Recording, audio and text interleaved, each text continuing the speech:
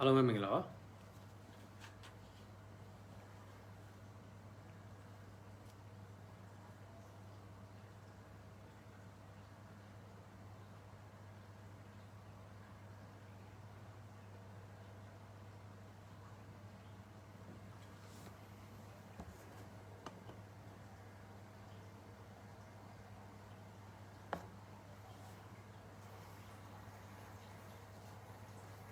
အားလုံးပဲမင်္ဂလာပါမင်္ဂလာညချမ်းပါခင်ဗျာကျွန်တော်ဒီနေ့နောက်ထပ်အခန်းဆက်ဝတ္ထုတစ်ပုဒ်ထပ်ဖတ်ပြပါမယ်ဟိုကွာကျော်တရား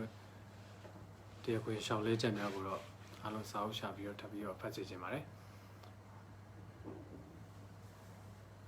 ခုကျွန်တော်နည်းနည်းစောစောလေးလွှင့်မိလိုက်တယ်ဘာဖြစ်လို့လဲဆိုတော့ကျွန်တော်နည်းနည်းစကားလေးပြောကြအောင်လို့ပါ8နာရီခွဲကျရင်ကျွန်တော်စာဖတ်ပြပါမယ်မင်္ဂလာပါခင်ဗျာအားလုံးပဲကျွန်တော်ဒီကြားထဲမှာနည်းနည်းလေးခြားလောကိစ္စလေးရှိလို့ဒီကြားထဲမှာနည်းနည်း live လေးပေါ့ဆက်လေးပြတ်သွားတယ်လောကိစ္စရဆိုတော့ခုဒီ live နဲ့ပတ်သက်ပြီးတော့ဒီထက်ပိုပြီးကောင်းလုပ်ပေးမယ့်အစီအစဉ်တွေကိုလေ့လာနေပြတာရယ်ပြီးတော့ခြားလို့ကိုလုပ်နေတယ်ငါးခိုင်အသက်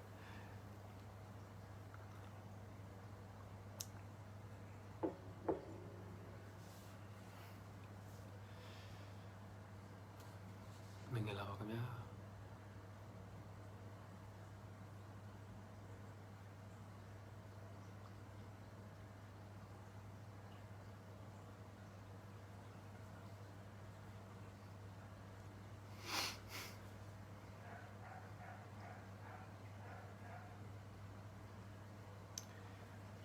ကျွန်တော်ဒီနေ့ဖတ်ပြမယ့်စာအုပ်ကအားလုံးသိပြီးသားလည်းဖြစ်မှာပါလူထုဦးလဆရာလူထုဦးလရဲ့ထောင်နှစ်လူသားဆိုတဲ့စာအုပ်ကိုကျွန်တော်ဖတ်ပြမှာဖြစ်ပါတယ်ဒီစာအုပ်ကကျွန်တော်မြန်မာလူမျိုးတွေနဲ့ပတ်သက်ပြီးတော့မြန်မာလူမျိုးနဲ့ပတ်သက်ပြီးတော့မြန်မာပြည်သူတွေနဲ့ပတ်သက်ပြီးတော့ဆိုတော့ထက်လူတဦးတယောက်ချင်းစီနဲ့ပတ်သက်ပြီးတော့အကြောင်းတရားလေးပေါ့နော်အကြောင်းအရာတွေလူတယောက်မှာဘာမှမသိနားမလဲတဲ့အချိန်တိုင်းဘယ်လိုအသုံးချခံရလဲဆိုတဲ့အကြောင်းအရာတွေလည်းပါမှာပါ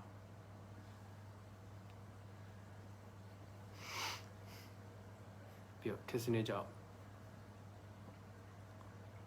ဘာမှနားမလဲလူတယောက်အနေနဲ့ပြည့်စည်ခဲ့တဲ့အကြောင်းတရားတွေလည်းပါမှာပါကျွန်တော်အဲ့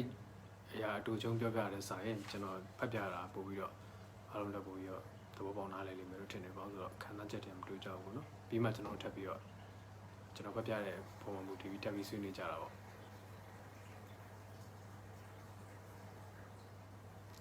လူလူလာတဲ့ထောင်တဲ့လူသားကိုကျွန်တော်ခန်းဆက်ဖတ်ပြမှာဖြစ်ပါတယ်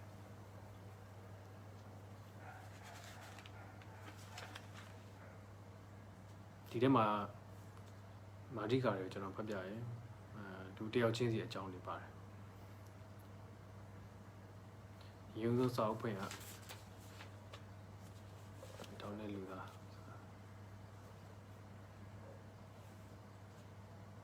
အတန်နဲ့တိုးနေရလားအခုကျွန်တော်အတန်ကိုကြားရလားမသိဘူး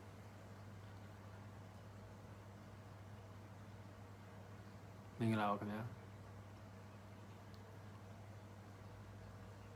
ရပါတယ်အချိန်ရမှကြည်ပါဟုတ်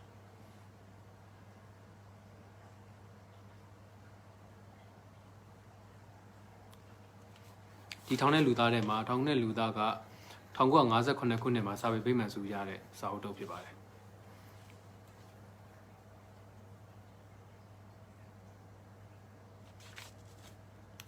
ဒီစာအုပ်ရဲ့အဖွင့်မှာ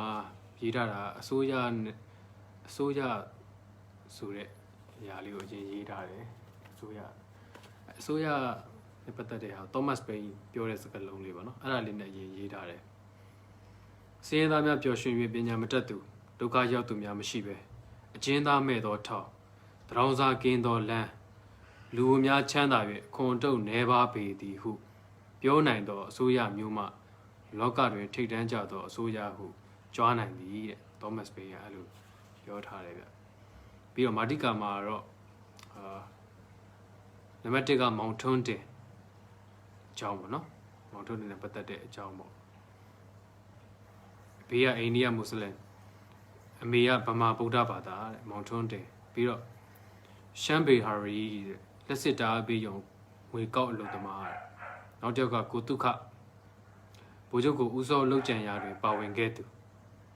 နောက်တစ်ယောက်ကဘုရားတကာကြီးဦးဆန်ညွန့်ထူးဆန်းသောဓမြလူသိမှုတဲ့မှုကျော်စလုံမျိုးသားပင်လေကျော်ရောခဲ့သူမောင်တင်အခြေအနေမရှိသူနေရန်ကုန်မောင်လုံးအောင်အင်္ဂလိပ်ပြန်ဝင်ဂျပန်အပြေးခစ်ကမှုခင်းတဲ့ဒါမာတိကာထဲမှာပါတဲ့လူတွေအကြောင်းเนาะအဲ့ထောင်ထဲမှာရှိတဲ့သူတွေအကြောင်းကျွန်တော်မိတ်ဆက်လေးကိုဖတ်ပြရင်တော့အားလုံးနားလည်တော့မှာပါမင်္ဂလာပါခင်ဗျာနောက်တစ်ယောက်ကဦးဝငွေဆက်ကူငွေတင်းကအတူလုံမှုနောက်တစ်ယောက်ကဦးတာညိုးတဲ့လက်နက်မကင်ဘူးသူနဲ့ပြစ်ခတ်မှုနောက်တစ်ယောက်ကမောင်ပေါက်စီထောင်ဒဏ်နှစ်ပေါင်း60ကျော်အပြစ်ပေးခံထားရသူနောက်တစ်ယောက်က MB JRDS နိုင်ငံခြားသို့ငွေလိမ်ပို့သောအမှုနောက်တစ်ယောက်ကအမြအချစ်စမ်းကြောင့်တေစုတောင်းခဲ့သူသူတို့တွေနဲ့ပတ်သက်ပြီးတော့ရေးထားတာပါကျွန်တော်အခုစနေနေ့မှာကျွန်တော်စောက်စနေကမလုပ်သေးရတဲ့အကြောင်းအရာကကျွန်တော်အဲ့စနေတာနဲ့ပတ်သက်ပြီးတော့ကျွန်တော်နည်းနည်းလေး update ပေါ့နော် upgrade လေးတစ်ခုလုပ်ချင်လို့ပါဘာဖြစ်လို့ဆိုတော့အားလုံးကြည့်တဲ့အချိန်ကျရင်ဒီထက်ပိုပြီးတော့ကောင်းတယ်ဒီထက်ပိုပြီးတော့quality ကောင်းနဲ့ကြည့်လို့ရအောင်လို့ကျွန်တော်စူးစမ်းနေပါတယ်အဲ့အတွက်ကျွန်တော်နည်းနည်းပြင်ဆင်စရာလေးရှိနေလို့ကျွန်တော်အဲ့ဆွေးနွေးခန်းလေးကိုခဏလေးမလုပ်သေးပဲထားရတာဖြစ်ပါတယ်ဟုတ်တယ်ကျွန်တော်အစိုးရရောက်နေတာဘာဖြစ်လို့လဲဆိုတော့စကားလေးနည်းနည်းပြောချင်လို့ဒီအကြောင်းတွေပေါ့နော်ကျွန်တော်ဘာကြောင့်စောင်းဆွေးနွေးတဲ့အစီအစဉ်လေးကိုစမ်းမလို့ဖြစ်သေးလဲဆိုတဲ့အားလေးကိုကျွန်တော်ပြောပြချင်လို့ပါအဲ့ဒီအရာတွေအခုကျွန်တော်ဆွေးနွေးရတယ်ပတ်သက်ပြီးတော့လွှင့်မဲ့အချိန်ကြရင်အားလုံးဒီထက်ပိုပြီးကောင်းကောင်းလေးကြည့်လို့ရအောင်လုပ်မဲ့အရာတွေပြင်ဆင်ပြီးသွားရင်အကောင်းဆုံးပြင်ဆင်ပြီးသွားရင်တော့အဲ့ဒီအစီအစဉ်လေးကိုကျွန်တော်ပြန်စပါမယ်အခုဒီကြားမှာကျွန်တော်အခန်းဆက်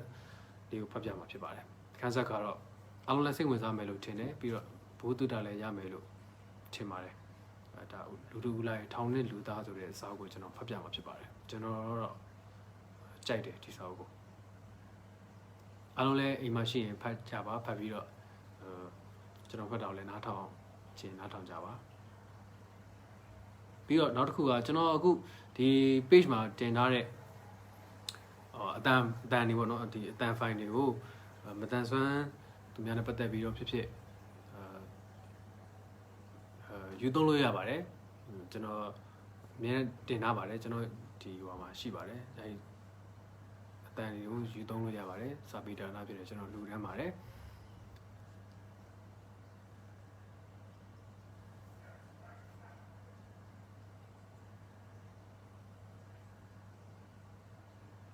ခင်ဗျာဟုတ်ကဲ့ကျွန်တော်အခုအဲ့ဒါဆိုရင်ကျွန်တော်စာဖတ်ပြရမယ်နော်ကျွန်တော်မိတ်ဆက်လေးကိုရင်ဖတ်ပြမှာပဲကျွန်တော်တို့အသက်ရှည်ခြင်းကအရေးမကြီးဘယ်သို့အသက်ရှင်မိတာအရေးကြီးသည်တဲ့ဒါဘေလီရဲ့စကားလုံးလေးနဲ့စာထားပါတယ်အဲ့မိတ်ဆက်လေးကိုကျွန်တော်ဖတ်ပြမယ်သူတို့၏ဒုက္ခများနဲ့စာတော့သူတို့၏ဒုက္ခများနဲ့စသောကျွန်တော်တို့၏ဒုက္ခများမှာမပြောပလောက်သူတို့၏ဘဝခံစားမှုများကိုနားထောင်ရသည်မှာလည်းမသက်သာလားအချို့သောမုတ်ကင်းကြီးများမှာကြီးမားလွန်း၍တထိတ်ထိတ်နှင့်နားထောင်ရသည်ပြောပြသူများမှာလည်းကိုယ်တိုင်ပါဝင်ခဲ့သူများဖြစ်၍သူတို့၏နှုတ်ကပါမကမျက်လုံးများနှင့်ကိုယ်မူရာများကပါပြောလျက်ရှိရာသူတို့ပြောပြချက်များကြားထဲတွင်သူတို့နှင့်အတူကျွန်တော်မှာမျောလျက်ရှိနေပါသည်လူတယောက်ဒီအကြောင်းတစ်ခုခုကြောင့်အချင်းထောင်တွင်းသို့ရောက်သွားရင်ဘာလို့မြင်နည်းထိုအချင်းထောင်အတွင်းမှာထွက်ချင်၍လည်းမထွက်ရထွက်ချင်သူများနဲ့လည်းတွေ့ချင်တိုင်းမတွေ့ရတွေ့ချင်သူများနဲ့လည်းတွေ့ချင်တိုင်းမတွေ့ရစားစရာလည်းပြင်ပလောကမှာကဲ့သို့မလွယ်ကူအချင်းထောင်တွင်းသို့ရောက်သွားသောလူတယောက်သည်မိဘဆွေမျိုးသားမယားတို့နှင့်ကြွေကွင်းခဲရသည်ကိုသာတွေးတော၍ပူပန်နေမည်လောမိမိဟာမိကိုအားထားနေသူများအတွက်ကြောင်းကြကစိတ်ညစ်နေမည်လောအစားစင်းရဲ့အနေစင်းရဲ့အိမ်နဲ့မတူသောဘဝကိုတွေးတော၍စိတ်မကောင်းဖြစ်နေပြီတော့ဖြစ်လာမှဖြစ်မတက်နိုင်အချင်းထောင်တဲသို့ ရောက်လာခဲ့ပြီဖြစ်ရာကိုစိတ်ချမ်းသာကိုချမ်းသာစိတ်ချမ်းသာရှိနေသမျှရှိအောင်မိမိကိုယ်ကိုဂရုစိုက်ဖို့လိုလာပေသည်အကျဉ်းထောင်တွင်သို့ရောက်သူဖို့အရေးအကြီးဆုံးမှာကျမ်းမာရေးဖြစ်သည်မကျမ်းမာလျင်အပြင်လောက၌ဆရာကောင်းသမားကောင်းများသမားကောင်းခေါ်နိုင်သည်ဆေးရုံကြီးကိုတက်မည်ဆိုလေလဲဖြစ်နိုင်သည်ထောင်တွင်း၌မူထောင်ဆရာဝန်များမှာကောင်းသည့်အခါလဲကောင်းသည်ဆေးရုံ၌တက်သည့်ဆရာဝန်ရှိသည့်အခါလဲဆေးရုံ၌တက်သည့်ဆရာဝန်ရှိသည့်အခါလဲရှိသည်အချို့ဆရာဝန်များမှာစကားနှင့်လေစေးတင်ချာကိုသာလှည့်ပေးလျက်ရှိသည်အချို့မှာလက်တဲ့ဇန်တုံးစမ်း၍တက်တုံးအဆင့်မြတ်သာရှိကြသေးသည်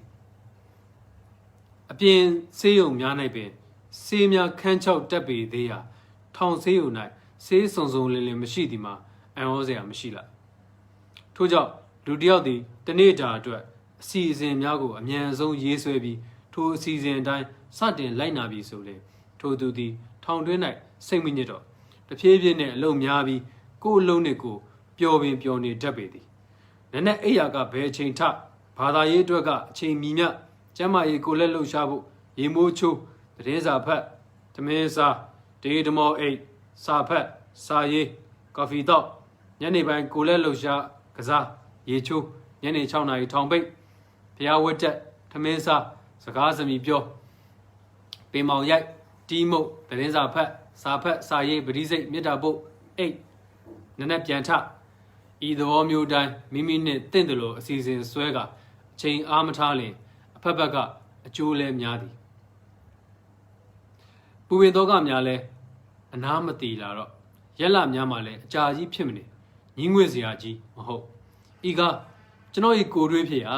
ကျွန်တော်ကဲ့သို့သောအားကစားကိုလက်လှုပ်ရှားရေးဝါသနာပါသောသတင်းစာဆရာစာရေးဆရာတယောက်အကျဉ်းထောင်ထဲသို့ရောက်သွားချေသောဘာတွေလုံမြင်သည်ကိုရီအားဖြစ်သောတဖြည်းဖြည်းနဲ့အမေရိကန်ပြည်မှကမ္ဘာချန်ပီယံဇက်စကိုနှင့်လုံးရန်အိန္ဒိယပြည်မှမဟာရာဂျာများကဝင်းကြီးထဲတွင်လှောင်ပြီးလေ့ကျင့်စေသည့်ဂါမာခေါ်နဗန်းသမားကြီးကဲ့သို့ဖြစ်လာရာမအူးကြလင်လူငယ်များကဲ့သို့ဘောလုံးကစားခြင်းလာသည်နုပြိုတန်ဆွမ်းသည့်အရွယ်ရန်ကုန်တွင်နေစဉ်က BA ကွင်းတွင်စီနီယာအထက်မှတန်းအသင်းတစ်သင်းမှပါဝင်ကစားခဲ့ပူပါ၏ဟုတ်စီနီယာပထမတန်းအသင်းတစ်သင်းမှပါဝင်ကစားခဲ့ပူပါ၏တို့ရတွင်ဤသို့ကစားခဲ့သည်မှာနှစ်ပေါင်း20မြရှိခဲ့ပေပြီမန်ကိုမလျှော့လေးကျင့်သည်ကစားသည်ရသည်လူငယ်တွေနှင့်နေလားငါလားကစားနိုင်သည်၃နှစ်လုံးလုံးထောင်ထဲ၌ဘောလုံးကစားခဲ့သည်ဘက်ဒမင်တန်လည်းရိုက်ကြသည်တော်သူနေသောဒေတာဖြစ်ရာနှစ်ယောက်နှင့်တစ်ယောက်ပင်ရိုက်၍မကြာခဏလက်ဖက်ရည်တောက်ရသည်ဤကစားမျိုးများတာလောမဟုတ်ပါကောက်သေးရိုက်ခြင်းကိုလည်းထောင်ထဲကပဲတက်ခဲ့သည်ချစ်ခင်လာစွာသောမိတ်ဆွေကြီးများကအပြင်ရောက်ရင်ခမည်းမှာအချိန်မရှိဘူးထောင်ထဲမှာတင်သွားဟုဆိုကြသဖြင့်တင်ခဲ့ရသည်ယခုအပြင်တွင်မန္တလေးတောင်ကော်ဖီကလပ်၌ကစားရာတော်တော်နေရာကျလျက်ရှိသည်ဂျပန်တခစ်စာမြ3 နှစ်3မိုးတာနေခဲ့ရရာထောင်မှာအိမ်ကဲ့သို့ဖြစ်လာသည်ရန်ကုန်ထောင်ကပထမအိမ်မန္တလေးတိုက်ကဒုတိယအိမ်ဟုစိတ်ထဲ၌ထင်၍လာသည်အမှုအတွက်ရုံးထွက်ရသည်ကိုပင်ရုံးကြီး၌တွေ့ရမြင်ရသည်များမှာမျက်စိရိုင်းလျက်ရှိသည်မော်တော်ကားတွေမှာမြန်လွန်းအမောင်းရမ်းလွန်းသည်အပြီးမလွတ်သေးသည့်အတူတူထောင်ထဲမှကိုယ်နေရာကလေးကပဲအသားတကျရှိသေးတော့သည်ညီမြအသားကျခဲ့ပါသည်တနည်းဆိုမူယခုရက်များအတွင်းမန္တလေးထောင်ဘေးရှိကော့ဖ်ကလပ်၌ညနေတိုင်းကျွန်တော်သွားရိတ်ကောက်သည့်ကစားရာတွင်ကျွန်တော်စဉ်းစားပုံမှာထောင်စီသို့ပြန်ရောက်နေပါသည်ကျောင်းကထွက်ကစားကျောင်းသားတယောက်ကဲ့သို့ဖြစ်နေသည်ဟုပင်ဆိုရပါလိမ့်မည်ဤများသောအကွာအဝေးကိုဤသို့သောရာသီဥတုများ၌ထောင်ထဲတွင်နေရစဉ်ကငါဘယ်ထုံးနဲ့ရိုက်ခဲ့တယ်လဲနံပါတ်9နဲ့လား6နဲ့လားဤသို့သောအခက်ခဲဆိုလင်ဘလို့ကစားခဲ့တယ်လဲငါဆရာတွေကဘလို့မှားတယ်လဲစသဖြင့်ပြန်၍စဉ်းစားရပါသည်အဝေးအကွာကို ထောင်ထဲနဲ့မန္တလေးတောင်ထဲနှိုင်းရှင်ခံမှန်းကြည့်မိသည်ဖတ်စရာရေးစရာများကလည်းပေါ်လာအချိန်ရနဲ့ဖတ်စရာများကိုဖတ်မှတ်နိုင်၏အတန်များထပ်၍ထွက်ရည်လဲဖတ်နိုင်၏တူတူလဲဖတ်နိုင်၏ရေးစရာအကြောင်းတွေကပေါ်လာပြီးရန်ကုန်ထောင်ကြီးတွင်ကျွန်တော်ရောက်စကအကျဉ်းသား1300ခန့်ရှိ၏ထို့နောက်တဖြည်းဖြည်းနှင့်1600ခန့်ဖြစ်လာ၏ရော်သားသည်ဟူ၍မရှိတော့လွတ်လပ်ရေးနေ့အတွက်လွတ်ခါနီးလူတွေစုပြီး60 80လွတ်လိုက်၏တလအတွင်းအချို့လွတ်သူတွေပြန်ရောက်လာ၏ပဲခူးရွှေမော်တော်ဖျားကြီးထီတော်တင်ပွဲအတွက်တလလျှော့ရက်ရကြ၏80 80စုပြီးထောင်မိုင်ကတရားဟောကလွတ်လိုက်၏တလအတွင်းထဝက်တာမျှသောဤလွတ်သူတို့သည်ပြန်၍ရောက်လာကြ၏စထသင်္ကာရနာတင်အတွက်6လစသဖြင့်ရှော့ရက်များရကြ၏90 100လွတ်ကြပြန်၏60 80ရာခိုင်နှုန်းမြသောဖောက်တဲ့မျှသောဖောက်သည်ပင်သည်များသည်တလတာအတွင်းပြန်ရောက်လာကြပြန်၏အချို့သောလွတ်သူများသည်အပြင်ရောက်လျင်လက်ငင်းကြုံကြိုက်သောပွဲတော်ကြီး၌ပဲလုံနေကြလုံများကိုလုံကြတော့၏ထို့ကြောင့်မြန်ဆန်ပြန်လည်ရောက်လာတက်ကြခြင်းဖြစ်၏နှစ်ကြီးသမားများမှာမှုခင်းကြီးတစ်ခုကိုတစ်ကြိမ်လုံးမိပြီးလွတ်သွားသောအခါပြန်ရောက်သူနေ၏အမှုလက်အမှုသေးအမှုဖွဲ့သမားများကမူခဏဝင်ကြေထွက်ချေရှိနေတတ်ကြ၏သူတို့တွင်အင်ဂျီရာချေလည်းအဒီတကြမရှိအလုတ်ကင်လည်းမရှိအားကိုးစရာလည်းမရှိတို့ဖြစ်ရာ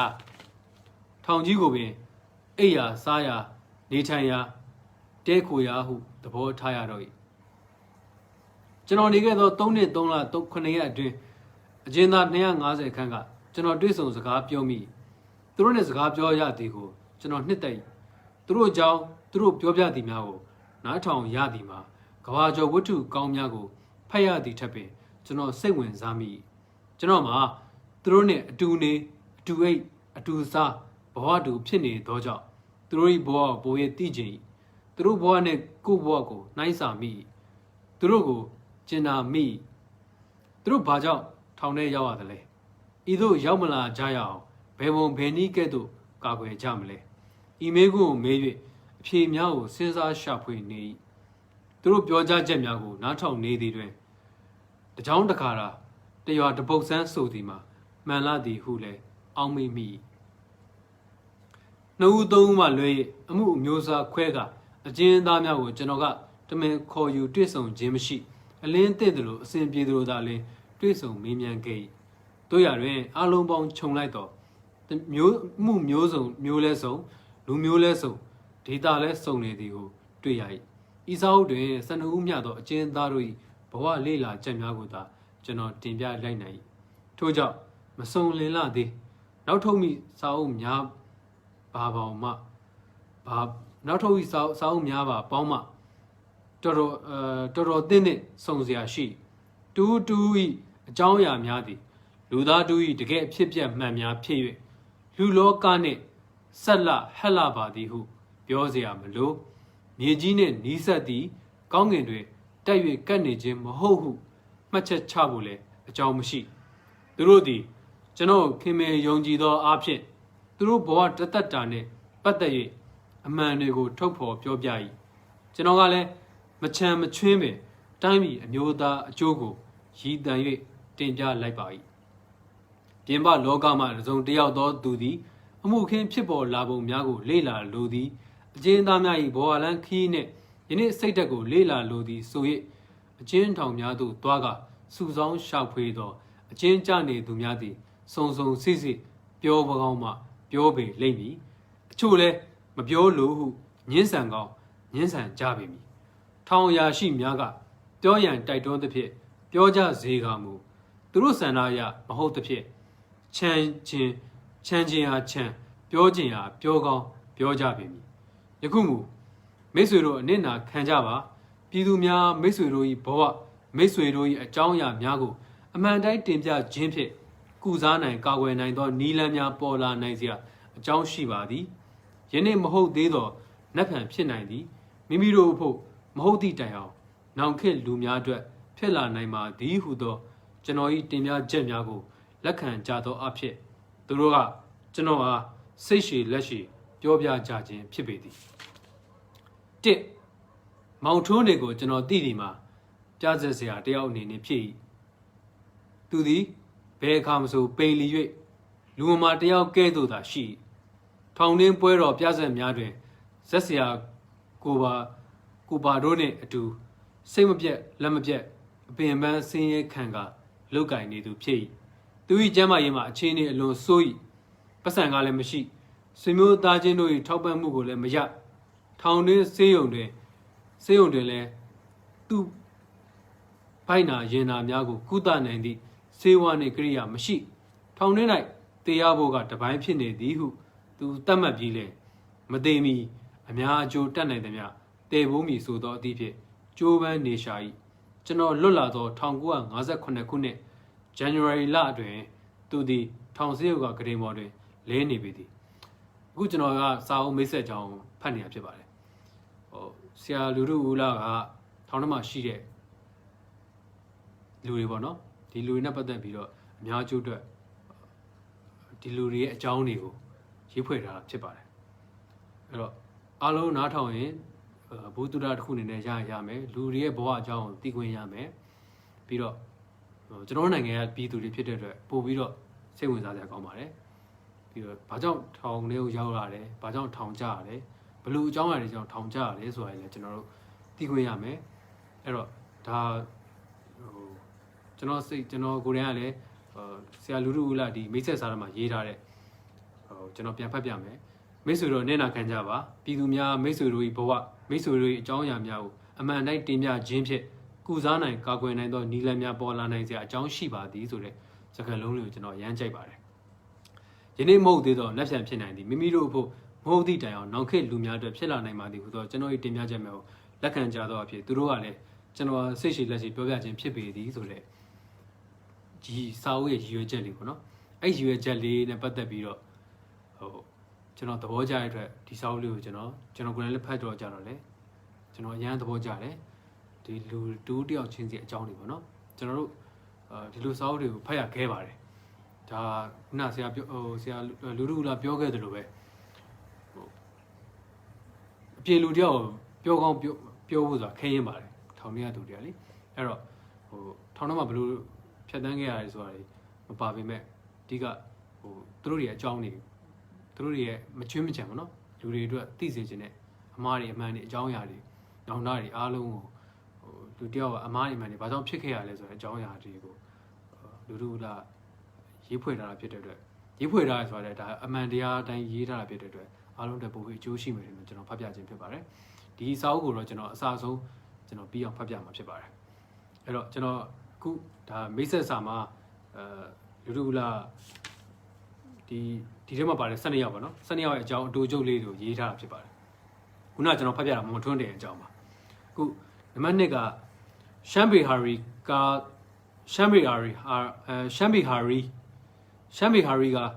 ထောင်တွင်နွားကြောင်သားဖြစ်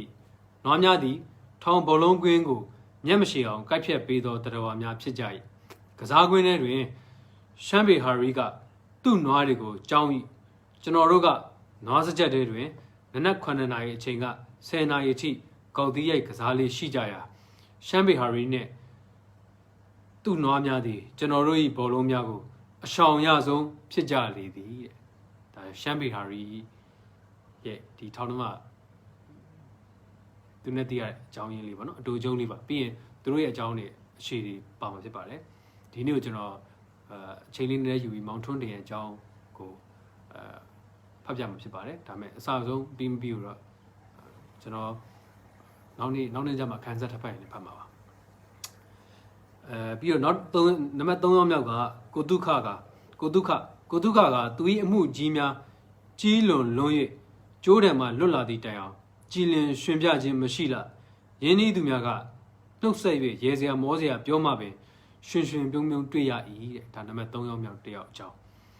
နံပါတ်4ဖျားတကာကြီးဥဆန်ညွတ်ဖျားတကာကြီးဥဆန်ညွတ်၏အဖြစ်ကစမ်းလာ၏ ပြည်ရပြန်အဝင်စစ်အုပ်ချုပ်ရေးခေတ်ကသာမဟုတ်ယခုခေတ်တွင်လည်းဤမှုခင်းမျိုးကိုကြောက်ရပေသည်တဲ့အဲအကြောင်းကိုလည်းကျွန်တော်ဖတ်ပြမှာဖြစ်ပါတယ်နံပါတ်5ကမှုကြောကိုကျွန်တော်ဓာတ်ရိုက်စကားမပြောနိုင်သူကစလုံးစကားနဲ့ဘေးစကားသာလင်တက်ကျွန်တော်ကဗမာနဲ့အင်္ဂလိပ်စကားသာတက်မမောင်တင်ကူညီရဲ့စလုံးမျိုးသားတွေဘဝမှန်ကိုတင်ပြလိုက်နိုင်ခြင်းဖြစ်၏တဲ့မှုကြောကြောင့်ဖတ်ရင်စလုံးမျိုးသားတွေဘဝမှန်ကိုဖတ်ပြမှာဖြစ်ပါတယ်နံပါတ်6ကမောင်တင်၏အဝတ်စားများမှာစုပ်ရည်ဟောင်းနှွမ်းနေသူသည်ရိုးသားသားပင်ပြောတတ်သူဖြစ်၏ထောင်ထဲသို့ရက်တူခဏလာခြင်းသာဖြစ်သည်နောင်ကိုမရောက်ဖို့ကအရေးကြီးလေသည်တဲ့နံပါတ်9ကမောင်လွန်းအောင်ကထောင်ကချပေးသောအလုပ်ကိုလုပ်ပြီးလင်စာကိုသာဖတ်နေလေရှိလူကြီးများနှင့်စကားသမီးတွားရောက်ပြောဆိုလေလေရှိ၏ဒါမောင်လွန်းအောင်နံပါတ်10ကဥဝက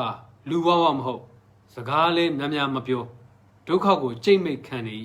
အကြံစီလည်းရှိဟန်တူသည်နံပါတ်9ကဥဒညိုသည်ထောင်မူကြီးခွင့်ပြုချက်အရမလွတ်မီ3လခန့်တွင်ကျွန်တော်တို့9ဆောင်တို့ပြောင်းရွှေ့လာပြီးလင်ကျွန်တော်တို့နှင့်အတူညစဉ်ဝတ်ညစဉ်ဝတ်တဲ့ဥပုပ်ဆောင်၏လွတ်လင်ကျွန်တော်နဲ့လိုက်၍မန္တလေးတွင်သင်္ကန်းဝတ်ချင်သည်မင်းကိုနှင့်စကိုင်းမှာဖြစ်စေထားပေးပါဟုဆို၏တန်ရောစင်တွေကြားထဲပြတ်သွားလင်နင်မွန်းမီဖြစ်၍မသွားလို့ဟုဆို၏ကျွန်တော်ထက်လေးလများစော၍သူကလွတ်သွားရရခိုင်ပြည်သို့ပြန်သွားကြပြီဒါ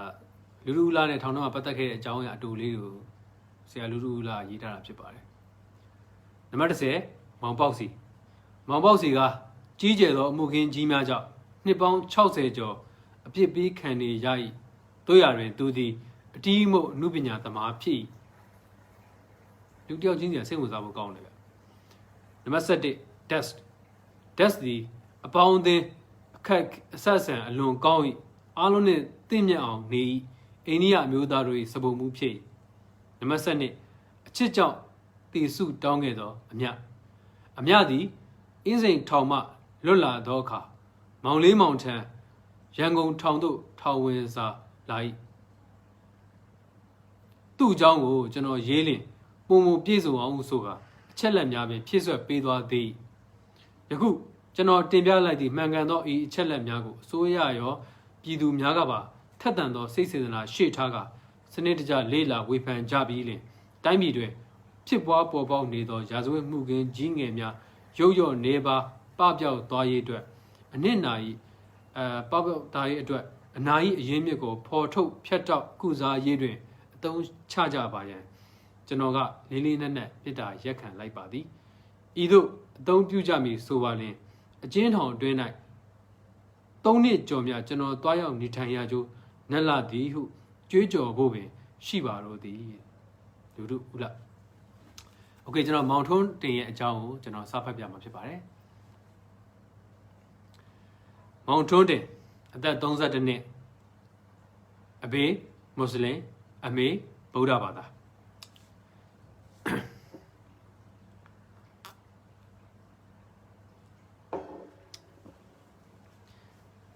အမေကတော့ပဲခူးခရိုင်တနတ်ပင်မင်းရွာနီးညောင်3ခွရွာကဖြစ်ပါသည်အဖေကတော့ထိုနယ်လာပြီးအလုပ်လုပ်နေသော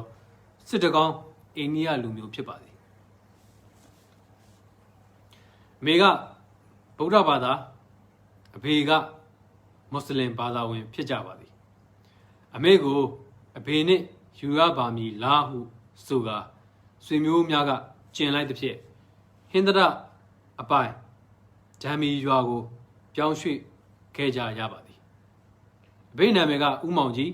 အမေကဒေါ်မယ်တင်ဖြစ်ပါသည်ကျွန်တော်တို့အလွန်ငယ်ရွယ်စဉ်အခါတုန်းကတော့အဖေကစံဆက်တစ်ဆက်မှာဆက်เสียလုပ်ပါသည်ကျွန်တော်တို့မောင်နှမ3ယောက်ရှိလာသောအခါအဖေကကျွန်တော်တို့3ယောက်နဲ့အမေကိုခေါ်ပြီးစစ်တကောင်းမြို့မှာတစ်ဆင့်သူ့ဇာတုရွာကိုလိုက်ပို့ပါသည်ကျွန်တော်မှာမှတ်မိတတ်သောကလေးအရွယ်မျှတာဖြစ်ပါသည်ဒီရွာကလေးနာမည်ကိုတော့ကျွန်တော်မမှတ်မိတော့ပါထိုရွာမှာအဖေအမေ အဘေ့ညီစသောဆွေမျိုးများရှိကြပါသည်တရွာလုံးမှာပင်အိမ်တိုင်း၌ကိုချံကလေးနှင့်ကိုဖြစ်ပါသည်အဘေကကျွန်တော်တို့ကိုလိုက်ဖို့ပြီးမကြာမီပါပဲဗမာပြည်သို့ပြန်အလုပ်လုပ်ရပါသည်တလားတစ်ချိန်ကျွန်တော်တို့စီငွေအနေချင်းပို့ပေးပါသည်ဤနယ်မြေတွင်နေရသည်မှာကျွန်တော်တို့ဖို့မကောင်းလာပါပတ်စံအလွန်ရှား၏ပတ်စံအလွန်ရှား၍ပိုင်ထိတုံးကြရပါသည်အမေခင်ဗျာမှာထိုနယ်ကမွတ်စလင်မျိုးသမီးများထုံးစံတိုင်းနေဆိုလင်ဘဲမှမထွက်ရပါကိုအိမ်ကိုချံထဲမှာပဲစိုက်ပျိုးပြီးနေရပါသည်ယောက်ျားတူခြံစည်းဝနာကပ်၍ရှောက်လာလင်မျိုးသမီးများသည်ထိုယောက်ျားကိုမကြည့်ရပါခေါင်းမီးခြုံပြီးကြောခိုင်းကငင်ကလေးနေလိုက်ရပါသည်လွန်သွားမှကိုယ့်လို့ကိုဆက်လို့ရပါသည်ညပိုင်းတွင်မှအမျိုးသမီးများသည်မိမိတို့ခြံများမှထွက်ကချောင်းသို့ရေခက်ဆင်းကြပါသည်မိမချင်းအိမ်နီးချင်းလဲလင်လဲညမှပင်လဲရပါသည်အဖေဗမာပြည်ပြန်သွားပြီးနောက်အမေနဲ့ကျွန်တော်တို့မောင်နှမ3ယောက်ကြီးတိမ်နေရပါသည်အဖေပိုင်သည့်အင်္ဂလိပ်နှင့်ခြံကလေးမှာပင်ဖြစ်ပါသည်အဖွားကလည်းသူ့အိမ်နဲ့သူဦးလေးကလည်းသူ့အိမ်နဲ့သူနေပါသည်အဖွားကတော့တခါတည်းအလဲလာပါသည်အမေမှာသူကိုယ်တိုင်စစ်တကောင်းစကားတက်၍အခက်ခဲမရှိပါနေထိုင်ဖြစ်အောင်စီမံသွားနိုင်ပါသည်ဘေးရွယ်ချက်မှာသူ၏သားသမီးများနဲ့မယားကိုစစ်တကောင်းမှမွတ်စလင်များအတိုင်းဖြစ်လာရန်ဤကဲ့သို့ပို့ထားခြင်းဖြစ်ဟန်တူပါသည်ဤရွာတွင်နှစ်ခန့်နေကြရပြီးနောက်မှအဘေကကိုယ်တိုင်လာပြီးပြန်ခေါ်ပါသည်ဗမာပြည်သို့ပြန်ရောက်သောအခါအမေမိဘမောင်ဘွားများရှိရာမင်းရွာအနီးညောင်သုံးခွရာကိုပြန်လာကြပါသည်ဤရွာတွင်နေရသည်မှာအမေမောင်များနဲ့အစင်မပြေပါထို့ကြောင့်ရွာထဲမှာမနေနိုင်ပဲရွာပြင်သို့ထွက်ပြီးတဲတလုံးနဲ့လဲလုကြရပါသည်သူနဲ့လဲပင်မပြီးသေးမီမတင်မှုကြောင့်အဖေကသားကြီးဆုံးကျွန်တော်ကိုခေါ်ပြီးဟင်္ဒရာခရိုင်ဂျမ်မီရွာကိုထွက်ခဲ့ပါသည်တနေ့ကျော်နှစ်နီးပါးခန့်ကြာမှအမေနှင့်အခြားသောသမီးများကိုပြန်ခေါ်ပါသည်ဒမ်ဘီရွာမှာနေခြင်းကျွန်တော်9နှစ်6နှစ်အရွယ်ရောက်သောအခါအဖေကကျွန်တော်ကိုဗလီကျောင်းမှာထားပါသည်9နှစ်10နှစ်အရွယ်အထိဗလီကျောင်းမှာပဲနေရစာတင်ရပါသည်အမေတို့ပြန်ရောက်ပြီးနောက်အဖေနဲ့အလွန်ရင်းနှီးသောဆေးဆရာဦးမောင်ကလေးကအဖေအားသားသမီးများကိုမြန်မာစာတင်ကျောင်းတွင်ထားရန်အထက်တိုက်တွန်းသဖြင့်ကျွန်တော်တယောက်တည်းကိုသာဆရာဦးဘိုးချိန်အတန်းကျောင်းတွင်နှစ်နီးပါးခန့်ထားပါသည်ထိုကျောင်းတွင်ပထမတန်းအထိသင်ဘူးပါသည်တို့ရတယ်ကျောင်းမှထွက်သောအခါစာမရေးတတ်မဖတ်တတ်ပါဤအချိန်များ၌အဖေသည်ဆန်ဆက်တွင်လုံနေသောအလုံးမှထွက်လိုက်ပြီးဈေးဆိုင်ကလေးဖွင့်နေပါသည်ဆိုင်ကလည်းအယောင်းဝယ်တင့်ယုံသာရှိသဖြင့်ဆိုင်ကိုဖြုတ်၍နှုတ်စားနွားမနှင့်နွားပေါက်များပါပေါင်းပြီးအကောက်20လောက်ကိုဂယူးတစ်ဆိုင်မွေးကနွားနှုတ်ညှစ်ရောင်းနွားမွေးသောအလုပ်သို့ပြောင်းလိုက်ပါသည်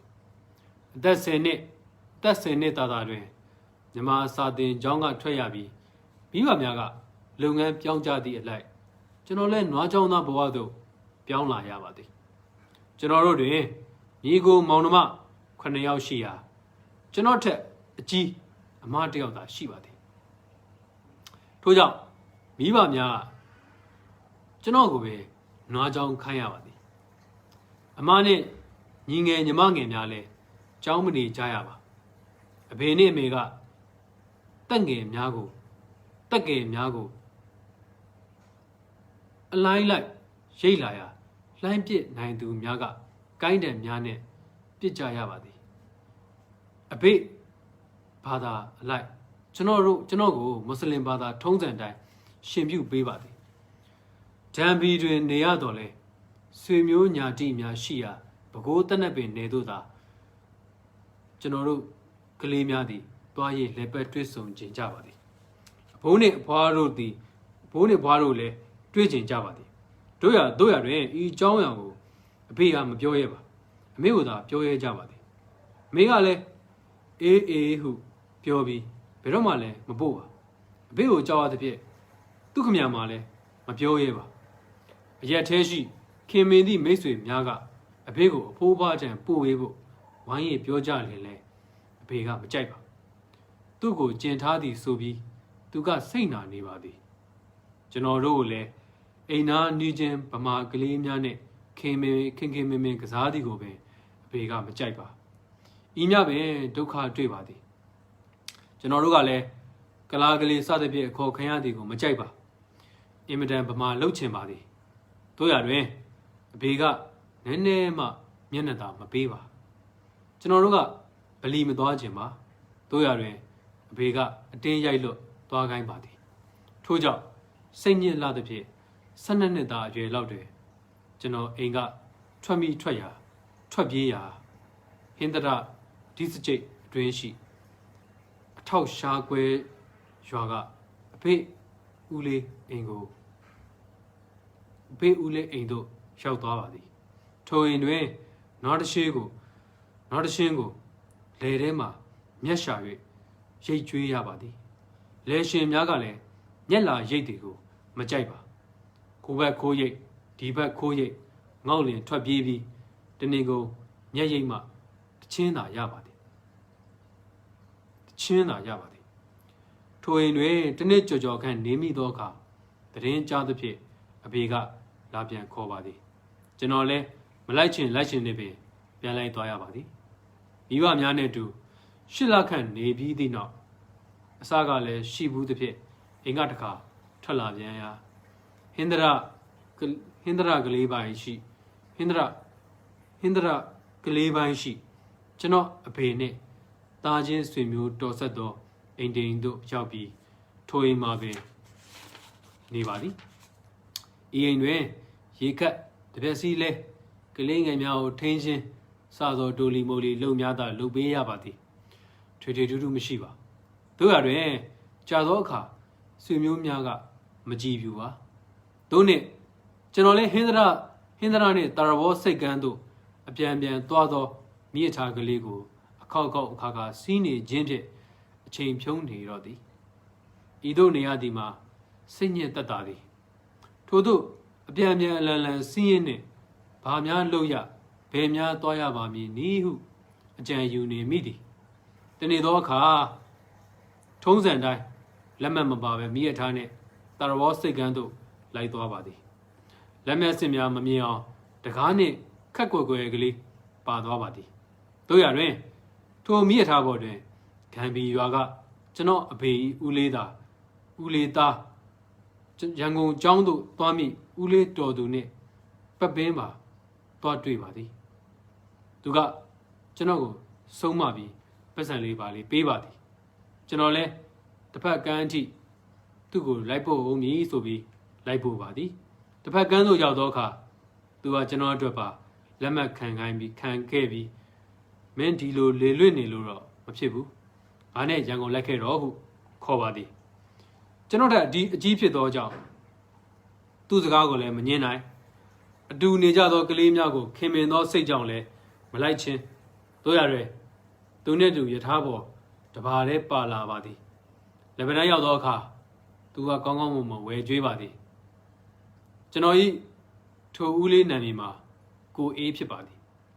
အဖြစ်ဖြင့်နဲ့နေညိုစပြုတ်လာပြီးတိုက်ကြီးကြော်ရိပ်မော်ဘီနာရောက်သောအခါကျွန်တော်အလွန်ဝမ်းနည်းလာပါသည်ထို့ကြောင့်တရှိုက်နဲ့မစင်နိုင်ပဲငိုပါတော့သည်ဦးလေးတော်သူဦးကိုအေးကလည်းငိုသည်ကိုနည်းနည်းမှသဘောမကျပါကျွန်တော်ကပြန်ဖို့ပြောသောအခါတာရေးစိတ်ဆိုးပါသည်ဈေးမတက်နိုင်ဟုဆိုပါသည်အတူသွားခီးတယ်များကမေးဆန်းကြရာကိုအေးကဒီကောင်လည်းကအလွန်ကြီးကြတဲ့ကောင်ဟုပြောသဖြင့်ခီးသွားများကလေးဆိုတော့ချော့မှာပေါ့ချော့လိုက်ရင်ပြီးတာပဲစသဖြင့်ပြောဆိုကထိုခီးသွားများကပင်ကျွန်တော်အားအေးကိစ္စမရှိဘူးလက်ဖြန်တော့ မင်းကိုပြန်ပို့ပေးမယ်တို့ကအာမခံပါတယ်စသဖြင့်ပြောဆိုချုံမောမှကျွန်တော်လည်းနည်းနည်းစိတ်ပျော်လာကအငုံတိတ်သွားပါသည်ညနေ6 နာရီအချိန်ခန့်တွင်ရန်ကုန်ကုန်းကြံပူရာကြီးသို့ရောက်လာကြပြီးဦးလေးကိုရေးကကျွန်တော်ကိုပစုံတော်ကြက်တန်းထိတ်နာရှိဇီနက်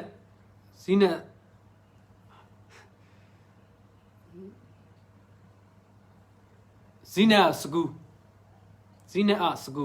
ခေါ်မိဘမဲ့ကျောင်းသို့ခေါ်သွားပါသည်ကျောင်းကြီးဝမှာထောင်ဘူးဝနဲ့ခက်စင်စင်ပင်ဖြစ်ပါသည်ညအချိန်တွင်တော့ပိတ်ထားပါသည်မြို့နယ်ခရိုင်အနှံ့ကမိဘမဲ့နဲ့စင်ရသားကျောင်းသား900ခန့်ရှိပါသည်ရခင်အခါကရခိုင်တဝဲပိတ်ဆိုသည်တို့ကိုနာမည်ပင်မကြားဘူးသေးပါယခုမှပင်သူတို့ကိုတွေ့ဘူး၍သူတို့စကားပြောသည်များကိုနားထောင်ကြည့်ရာဘာမှနားမလဲပါဦးလေးကိုရေးကပြောပြမှတဝဲရခိုင်စသဖြင့်မှတ်သားရပါသည်ကိုရေးသည်ကျောင်းမှခွင့်ယူပြီးကျွန်တော်တရိษံယုံတင်ကြီးစိတ်တင်မောစိတ်စသည်တို့လိုက်ဖို့ပြတာပါသည်စိတ်ပျော်အောင်လုပ်ပါသည်ပထမ1 ရက် 2 ရက်တွင်မူပြန်ခြင်းစိတ်သာများနေပါသေးသည်9 ရက်နေပြီးမှနည်းနည်းပျော်သလိုလိုရှိလာပါသည်ကျွန်တော်အကဲနည်းနည်းရလာတဲ့ဖြင့်ဦးလေးကိုကြီးကဆရာကြီးကိုပြောပြီးကျွန်တော်ကကြောင်းဝက်ပေးပါသည်ဤကြောင်းတွင်ဥရဒုဘာသာဖြင့်ပထဝီကဏ္ဍစသောဘာသာအမျိုးမျိုးကိုသင်ပေးပါသည်မြန်မာဘာသာကိုမူအနှဲငယ်သာသင်ရပါသည်ဤကြောင်းတွင်နေပြီးမကြမီပင်မိဘများထံ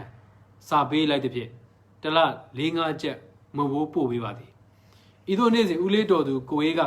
ကျောင်းမှထွက်ပြေးပြီးဘိုကလေးဈေးနှိရှိအိမ်တော်ပရိဘောဂဆိုင်တစ်ဆိုင်တွင်ပေါလစ်တုတ်ချင်းစသောအလုပ်များဝင်လုပ်နေပါသည်ကျွန်တော်လည်းကျောင်းတွင်နေရသည်မှာစိတ်မပါပြင်းလာပါသည်ထို့ကြောင့်ကိုအေးကအကျိုးအကြောင်းပြောပြပြီးအလုပ်ရှာခိုင်းရာသူလုံးနေသောဆိုင်နှင့်မနီးမဝေးရှိအိမ်တော်ပရိဘောဂပစ္စည်းများကိုပြင်ဆင်ရောင်းချသည့်ဆိုင်တစ်ဆိုင်တွင်အလုပ်ဝင်လုပ်ရပါသည်ဝုံမကြီးစပွဲကုန်များကိုအတန်များနှင့်ချစ်ရပါသည်ကိုယ်ပဲမစားမီလောက်ရသောအကျန်းလုပ်ဖြစ်ပါသည်လောက်ခမှာတနေ့မှတမူးရပါသည်ထမင်းမကြွေးပါဆိုင်နှင့်ရှိစပွဲများပေါ်တွင်အိယာမရှိစောင်မရှိနှင့်အိတ်ခွင့်ရပါသည်မွန်းတဲ့သောအခါဆိုင်ရှင်ကလားစီကပတ်စံတပဲတောင်းရရပါသည်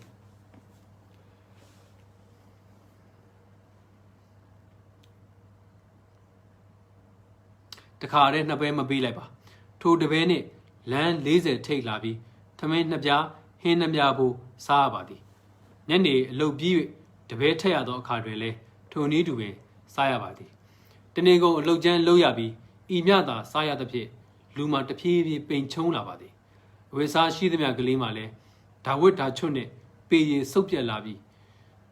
3 လခန့်နေသောအခါဆိုင်ရှင်ကလာကတနေ့10 ပြားပေးပါသည်တို့ရတွင်2 ပြားပိုရသည့်အတွက်ကျွန်တော်တွင်အစီသားပိုမတက်ပါဆိုင်နေပေါ်လစ်အတုပ်အကောင်းသူများနဲ့တနေ့9 မူစားတစ်ချက်စားအထိရှိပါသည်ကျွန်တော်တို့မှာအပေါ်ဆုံးအစာဖြစ်ပါသည်ကျွန်တော်လုပ်ခဲ့သည့်တနေ့ကြော်ကာလအတွင်းကျွန်တော်အများဆုံးရခဲ့သောရက်နှဲငယ်မှာတနေ့3 ပဲမြသာဖြစ်ပါသည်ဤထက်မပိုပါထမင်းမဝလွန်သဖြင့်ကျွန်တော်လည်းဆိုင်ရှင်ကလားကိုပင်အတိမပေးပဲထွက်သွားပါသည်တို့ရတွင်ဘဲမှလည်းအတွေ့မရှိဘာရွယ်ချမ်းမှလည်းမရှိပဲနဲ့ထွက်လိုက်ခြင်းဖြစ်ပါသည်စာပုံနှိပ်တိုက်ဘော်တော်ကားအလုပ်ရုံစသောနေရာများတွင်အလုံး sorry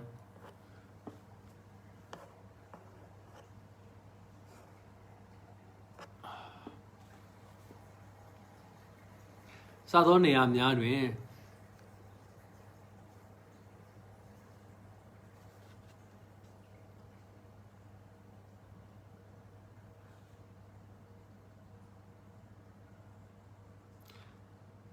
စာပုံနှိပ်တိုက်မော်တော်ကားအလုပ်ရုံစသောနေရာများတွင်အလုပ်ပေးဖို့တောင်းရ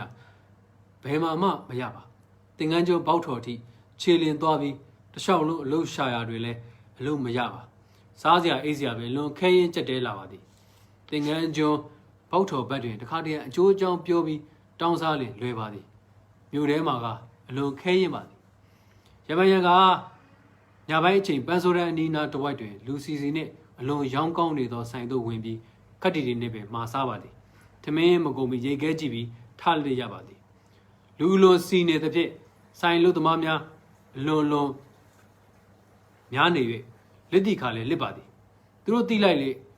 လိုက်လေလေသူတို့တိလိုက်၍လိုက်လင်လေခြေစလုံးနဲ့တင်မှာတသားတည်းကြောင်းပြေးရပါသည်ညာရည်ဒီခါတာ၍အကျက်တည်းတွေ့ပါသည်ပထံပလိတ်ကြီးများကကျွန်တော်တို့လိုကလေးများကိုတွေ့တယ်တခါတည်းကင်မြောက်ကဘန်းချင်ဘန်းပါသည်သို့မဟုတ်ခေါ်သွားကတင်ကြီးဈေးနာကကလေးများကေဟာသို့မဟုတ်အင်းအားဆောင်ကအမေကျောင်းသို့ပို့ပါသည်ထို့ကြောင့်သူတို့ကိုလွတ်အောင်ရှောင်ဖို့အလွန်အရေးကြီးပါသည်အကွယ်အကာအကောင်းဆုံးနေရာမှာစိန်မောကျောင်းနှင့်အတွင်းဝင်ယုံမျက်နှာချင်းဆိုင်ပလက်ဖောင်းနှစ်ဖက်ရှိတစ်ပင်အောင်များတွင်အိတ်ကြရသောကိုမကောင်းသည့်တရောင်စာကြီးများခြေတစ်ဖက်တည်းရောင်အပ်ကွဲနေသောတရောင်စာကြီးများနှင့်ကက်ရဲ့ရောထွေးအိတ်ချင်းပင်ဖြစ်ပါသည်အမိုက်ပုံတွေကစက်ကူကောက်အောက်ကတချို့ခင်းအပေါ်ကတချို့အုပ်ပြီးအိပ်ရပါသည်ဤသို့သူတို့အရေးခို၍လာအိတ်ဒီကိုဤနေရာများတွင်အမြဲတမ်းနေကြသောတရောင်စားကြီးများကမကြိုက်ပါမောင်းမောင်းထုတ်ပါသည်တို့ရတွင်ဤသို့ပင်ကက်ရက်ပြီးတညာတည်းပါစသဖြင့်ပြောကအိတ်ကြရပါသည်ပလိကလူဘိုမသိရလူဘိုသိလျင်မင်းတို့ပါဒီမှာမအိပ်ရဘူးဟုပြောထားသဖြင့်သူတို့မှလည်းအခက်ခဲရှိကြပါသည်ဟောဒုက္ခပါနေကင်းမိုင်းတွင်ဟိုသွားဒီသွားနဲ့မစားရသည်များပါသည်တခါတရံအလုံးယုံတစ်ခုအနည်းရှိတစ်ဖေးဆိုင်တစ်ဆိုင်သို့သွားပြီးအလုံးယုံကမှားခိုင်းသလိုဘာလိုနဲ့လက်ဖေးနှစ်ခွက်မှာပြီးကင်ထွက်လာပါသည်အလုံးယုံဘက်လာသလိုလှုပ်ပြီးလမ်းကြားတိုက်ကြားတဲ့ဝင်တစ်ဖေးတောက်လောက်အောင်အခွင့်သာလေးတောက်အချိန်မရလေလဲတွန်းကပကံကိုယူပြီးတနေရာမှာရောင်းရပါသည်ပကံတစ်စုံလင်9ပြား6ပြားခန့်ရပါသည်ထိုရသောပတ်စံကလေးထဲမှတထုပ်တပြားပေးရသောဈေးကြောင်နှစ်ထုပ်လောက်ဝယ်ပြီးအနာကပ်ရသောဟိုတယ်ပိုင်ရှင်တရောင်းစားအနူသို့မဟုတ်ခြေစလုံးတစ်ဖက်ကြီးပြီးရွှဲနေသူကိုထိုဈေးကြောင်နှစ်ထုပ်ပေးရပါသည်ဈေးကြောင်ပေးနိုင်သောနေ့ဆိုရင်သူတို့ကအလွန်ကြည်ပြူပါသည်အကာအကွယ်ပေးပါသည်သူတို့တွင်ဈေးကြောင်ရှူသောကြလင်လေးများလည်းအသင့်ရှိကြပါသည်ကျွန်တော်ကဈေးကြောင်ကိုလဝါးထဲထည့်ပြီးရေကလေးနဲ့ပုတ်ပေးရပါသည်မကောင်းသည့်အရေများထွက်သွားအောင်ပြုလုပ်ခြင်းဖြစ်ပါသည်ဤနေရာများတွင်အိပ်ရသည်မှာရာသီဥတုကောင်းလေကိစ္စမရှိပါတော်ရုံမိုးရလင်တစ်ပင်အရင်ကပ်စက်ကူခတ်ထုအုပ်ပြီးအိပ်ရပါသည်မိုးတဲလာလင်အမိုးရှိအောင်သူရိယာတိုက်စသည်တို့မှာခိုကက်ရကတ်ကြရပါသည်ဤသို့3-4လလောက်နေမိသောအခါဒေါ်ဟိုစီလန်းနှင့်39လမ်းလောက်ထောင်နီး39လမ်းပေါ်ကန္နာလမ်းဘက်အသွားလမ်းတွင်ရှိသည့်ကလားထမင်းဆိုင်တစ်ဆိုင်သို့ကျွန်တော်ဝင်သွားကဆိုင်ရှင်ကြီးကကျွန်တော်ကိုအလုပ်ပေးရန်သနာခံတောင်းပါသည်ဆိုင်ရှင်ကမင်းငယ်ငယ်ကလေးရှိသေးတယ်အလုပ်လုပ်နိုင်ပါမလားဟုမေးပါသည်ကျွန်တော်ကလုံနိုင်ကြောင်းပြောပြရာသူကပကံဆေးနိုင်မလားဟုမေးပြီးပကံဆေးအလုပ်ပေးပါသည်ဆိုင်မှာအလွန်ရောင်းရသောဆိုင်ဖြစ်သည်ဖြင့်ပကံဆေးရသည်မှာမတက်တာလားပါတို့ရတွင်အစားတော့ကလည်းကောင်းအစားတော့ကလည်းကောင်းလာကလည်း9ချက်ရသေးသည်ဖြင့်ပင်မမသိအောင်ပဲဝမ်းသာနေပါသည်စီရီချောတစ်ဖြင့်ပကံများကွဲသည်မှာလည်းနည်းမီမဟုတ်ပါတို့ရတွင်အလုပ်ကိုစူးစမ်းလုပ်သည်ဖြင့်ဆိုင်ရှင်ဆိုလတန်ကသဘောကျပါသည်ပကံဆေးလုပ်3-4လလုပ်ရပြီးနောက်လူသိရသည်ဖြင့်ကျွန်တော်ကစပွဲထိုးစပွဲတုပ်စားတော့သူများကောင်းမွန်စွာနှုတ်ဆက်စကားပြောအလုပ်များကိုလုပ်ရပါသည်လကမှလည်းတဖြည်းဖြည်းနှင့်8ချက်အထိတိုးလာပါသည်ဤဆိုင်တွင်နှစ်ခန့်လုံးမိ၍ဝိတ္တတာနှလုံးနှင့်ငွေလဲအသင့်တင်စုမိသောအခါစစ်ရိပ်စစ်ငွေတွေကတော်တော်တန်းလာပါပြီဒီနေ့နနက်9နာရီတအချိန်တွင်ခန့်တွင်လေချောင်းအချက်ပေးအိုဆွဲပါသည်အိုဆွဲနေစဉ်မှာပင်မကြုံဘူးမကြားဘူးသောပြစ်ခတ်ပောက်ကွဲတံများကိုကြားရပါသည်ဂျပန်ကလာပြီဘုံကျဲပြီဟုကျွန်တော်တို့သိပါသည်တ တိုက်မှာလဲတိမ့်တိမ့်တုံနေပါသည်ငလင်ဇက်တိုက်လှုပ်နေတဲ့ကဲ့သို့ပင်ဖြစ်ပါသည်အပြင်ဘက်သို့လှမ်းကြည့်လိုက်ရာအလောင်းတွေပြန်ကျဲနေပါသည်ဆက်သက်နဲ့အရန်ဆွဲသဖြင့်အရက်သားများဤသို့မတရားတရားခြင်းဖြစ်ပါသည်ဆိုင်ရှင်ဆူလတန်ကကျွန်တော်ကိုအင်ဂျီဝက်စားလဲခိုင်းသဖြင့်လွယ်ကူသောအဝက်စားပြေးလဲရပါသည်သူ့ခါကိုကန်ကိုင်းထားသဖြင့်ကန်ထားရင်ဘုံတွေတကြော့ထက်ချဆက်သက်နဲ့တွေတစ်ထက်ထက်ဆွဲပြန်ရာကျွန်တော်မှကြောက်အားပို့ပြီးခွေရိုင်သွားကခြေများသေးများအလိုလိုပါလာပါတော့သည်ဆိုလတန်ကဝက်စားသွားလဲခြေအောင်ဟုဆိုသဖြင့်ကြပြားကြရာရေချိုးပြီးအလုတ်ခန်းထဲရှိတစ်တာကလေးထဲမှအင်ကြီးဝက်စားလဲကပြန်လာရာဆိုလတန်ကိုမတွေ့ရတော့ပါတိုက်ရှိမှတော့ခတ်ပြီးထွက်သွားပါပြီကျွန်တော်လည်းမကြံတတ်ပါအလွန်ပင်အားငယ်သွားပါသည်အပေါ်ရက်တွင်ရှိသောတစ်တာအကောင်းနှင့်ဝက်စားအကောင်းများကိုလည်းတက်၍မယူဝင့်တော့ကျွန်တော်သာမဟုတ်ဆိုလတန်ပင်အပေါ်ဓာတ်ရှိသောသူ၏ရွှေငွေပစ္စည်းအဖိုးတန်များကိုတက်၍ယူသွားနိုင်မည်မထင်အောက်တက်ရှိကျွန်တော်တစ်တာကလေးနှင့်ဝက်စားကလေးများအပြင်ဈေးရောက်၍ရငွေထဲမှအနှဲချင်းနှိုက်ယူလာပြီးရခင်ကကြားဘူးထားသည့်အတိုင်းစစ်တုပ်ကတင်များကိုအခမဲ့ပို့ပေးမည်ဆိုသည့်ကွန်းကြံဘူရာကြီးတို့သွားပါသည်အလောင်းမောင်းမြောက်များစွာကိုကြော်လွားဖြတ်တန်းပြီးသွားရသည်မှာကြေကွဲပဲဖြစ်ပါသည်အချို့မှမသေးသေးပါအချို့ကကယ်စေလိုသောသဘောနှင့်ခြေပြက်လက်ပြက်ပြင်းထန်သောဒဏ်ရာဖြင့်လဲနေရမှလမ်းခေါ်ကြပါသည်တို့ရတွင်ကဘာမီးလောင်ခိုက်မှုအမိတော်လဲတားတော်ခဲအချိန်ဖြစ်သောကြောင့်ကွန်းကြံဘူရာတို့တစ်တာကလေးဆွဲပြစ်တန်ကျဲတန်နားဆွင့်ပြီးအပြေးကလေးသွားရပါသည်ကွန်းကြံဘူရာကြီးတို့ရောက်သောအခါခဲလေသည်များတဲရီကြရပါသည်မိရထားမရှိပါသို့နှင့်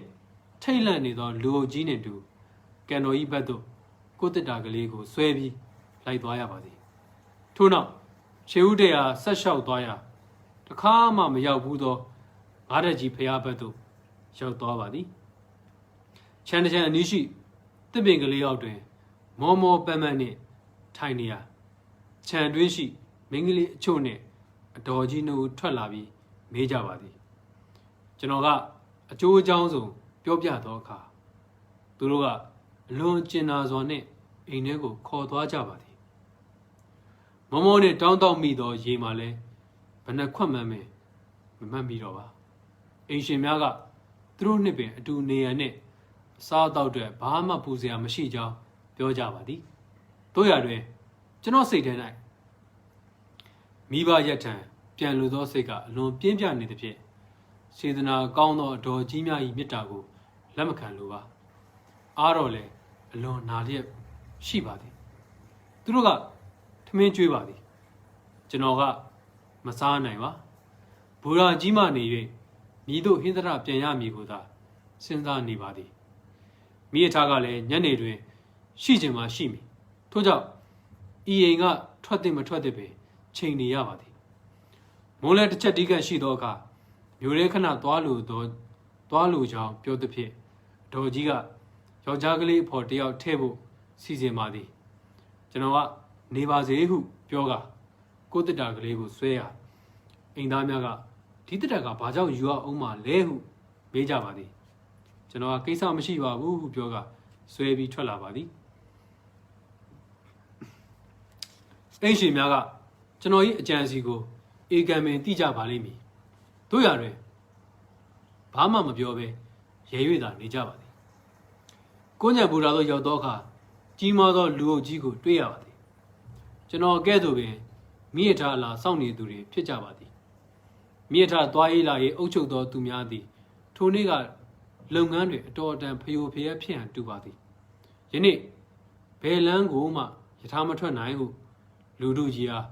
နောက်ဆုံးတွင်ထုတ်ဖော်ပြောကြားရပါသည်ဒုက္ခတဲ့လူတို့ကြီးလဲအားငယ်စွာနဲ့ပင်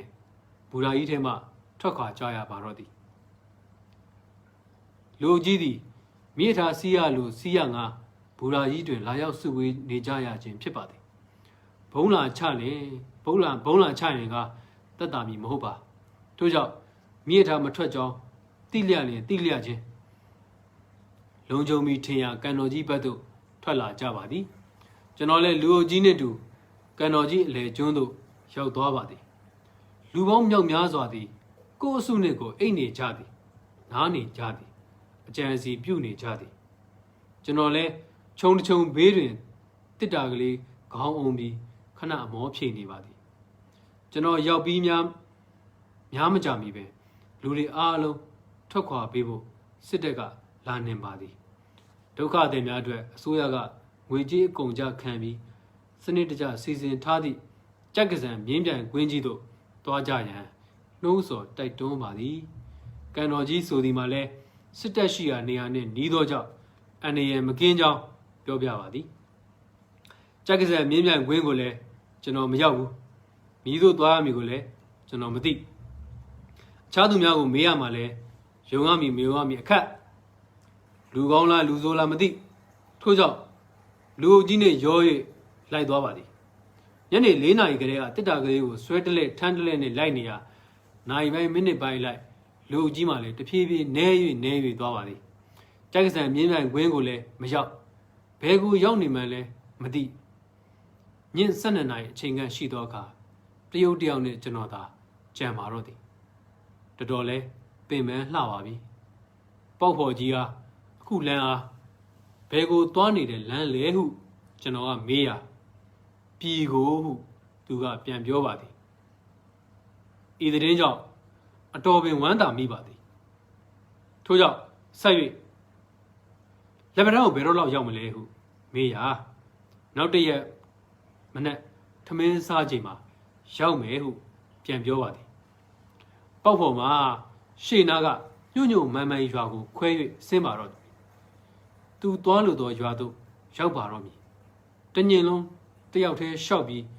နောက်တစ်နေ့နေတော်မြင့်မှလက်ဗရန်တို့ရောက်မည်ဆိုသည့်အတွက်အချက်ကြောင့်လဲစိတ်အားငြိမ်မိပါသည်ကိုခန္ဓာကဤမြအစွမ်းမကောင်းတော့ပါထို့ကြောင့်ကျွန်တော်လည်းခရီးဆက်မသွားတော့ပဲလမ်းဘေးမှကလားတဲတဲသို့ဝင်ပြီးရေတောင်းတော့ပါသည်ကျွန်တော်ကညင်းအိတ်ခွေတောင်းရာကလားလင်မယားကအိတ်ဆရာနေရာမရှိပုံကိုပြောပြပါသည်ဟုတ်ပါသည်သူတို့လင်မယားသားမိပဲအိတ်ဆရာအနိုင်နိုင်ရှိကြရှာပါသည်အခြားခြံမှကလားများနဲ့မိတ်ဆက်ပေး၍လိုက်သွားရာထိုကလားများမှာအရက်မူးပြီးကျွန်တော်တစ်တာကလေးကိုလည်းမျက်စောင်းထိုးလာသဖြင့်အကဲမရသောကြောင့်ပထမတဲသို့ပြန်လာခဲ့ပါသည်ကလားလင်များကလမ်းတစ်ဖက်မှကလားကြီးနှင့်ဆက်သွယ်ပေးရာသူတို့နွားပေါက်ကလေးထားသောတင်းကုတ်ထဲတွင်အိတ်ခွင့်ရပါသည်တစ်တာကလေးခေါင်းပြီးအိတ်လိုက်ပါသည်နနက်4 နာရီထိုးသောအခါအိမ်ရှင်ကလားကြီးကနှိုးပြီးရေချိုးခိုင်းပါသည်ထို့နောက်စားစရာကလေးများကျွေးသည်ကိုစားပြီးရန်ကုန်ဘက်သို့ကျွန်တော်ပြန်လျှောက်လာပြန်ပါသည်ဟောဗျာကိုညံဘူရာကြီးမှနေ၍လက်ဗရန်သို့မိရထားစီးဖို့မှာအရေးကြီးဆုံးဖြစ်ပါသည်ကိုညံဘူရာကြီးတို့မွန်လဲအချိန်တွင်ပြန်၍ရောက်လာပြန်ပါပြီများလိုက်သည့်ရထားဆောင်ခရီးတွေမှာပြောမကောင်းပါလေချောင်းအချက်ပေးအိုးဆွဲသဖြင့်လူအုပ်ကြီးသည်ကန်တော်ကြီးကန်တော်လေးကလေးဘက်သို့မှန်ပြီးပြေးကြပြန်ပါသည်ကျွန်တော်လည်းပြေးရင်းနဲ့တရိษံရုံအနီးကကြောက်တိုင်ကြီးနားတွင်ကြွက်တက်ပြီးလဲနေပါသည်လမ်းသွားဒုက္ခသည်များကလက်ကင်ဘွားကိုစုပ်ပေးပြီးဘယ်လိုလုပ်ဘယ်လိုစီးတာဟုပြောခဲ့ကြပါသည်တက်တာရီဘူရာကြီးတို့ပြန်လာသောအခါမိရထားက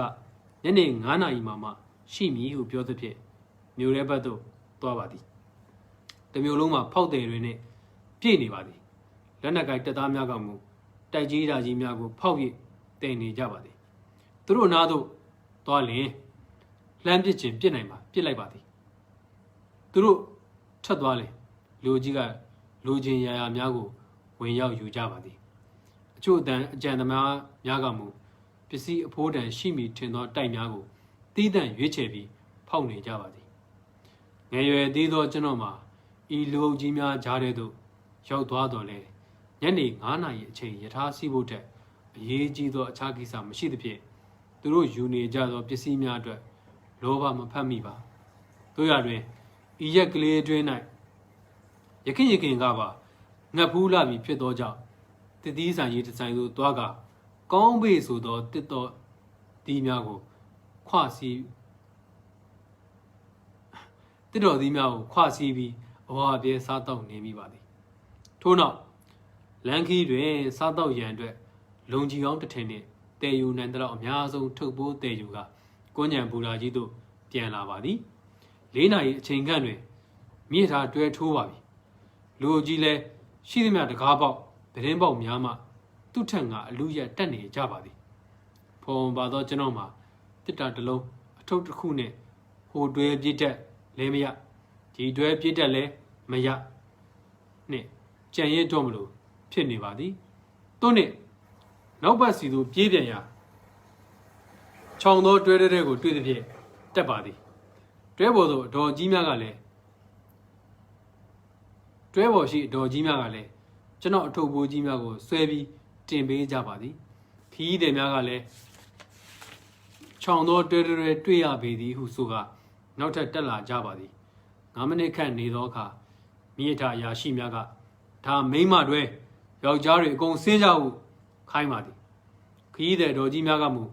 Yashiri Ladigo Mingrega, Janogo Tango Auto, Wen Kaimi, Gozo Abo Mako, Chata like the Pie, Janoma, Chandaya Yabadi, Imyam Yabiado Doka de Miao, the Jane de Kagama, Tebu Omi Modo, Yata Gidi, Yenning Anna Chainway, O water car, Mo, a damn beauty,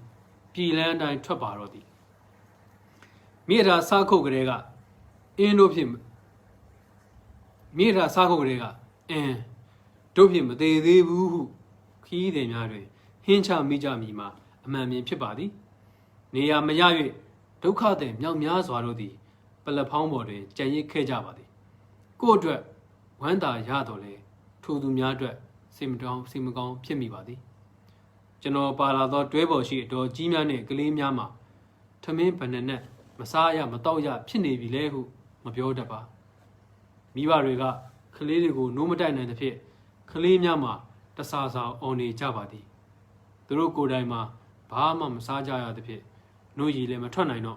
Toja, Chillas Wado, Yindu Miagobe, Noju, Madan and Jadapi, Alombe, Machine Mabia, Sitoga Yoni Javadi. Kayitoye, the Naigan Jadoka, General Sasa Shidapi, Bandito G Tema, Bandimia Toka. The John Johnny, Wasa Nibadi. Lesser do Bandi Yama, Arab Chiti Damaka, Shinga Le Pibadi. Kalinadi, General Sawa Nidiku, Niji, Gini Javadi.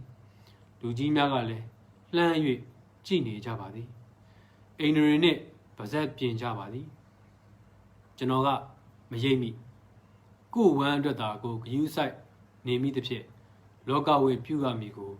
many me body. A dog lay jado, and hang ye did the Jadapi.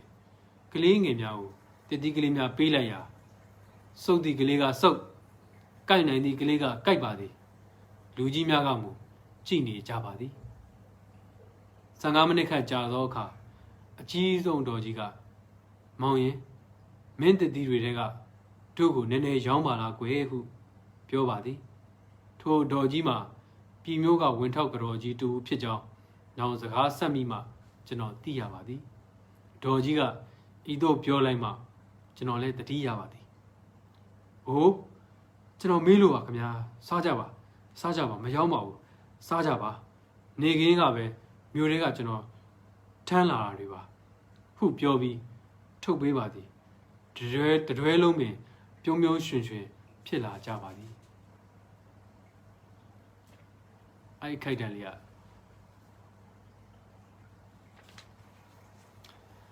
When out Grojiga,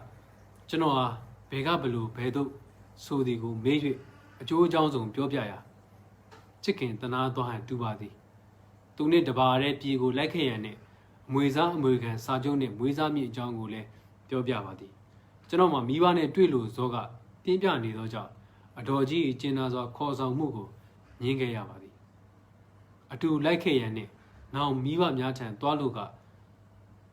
Tu grand lipo me John Le, Piova Didi. John Gongoma, ပညာသင်မင်းမီစသဖြင့်လဲ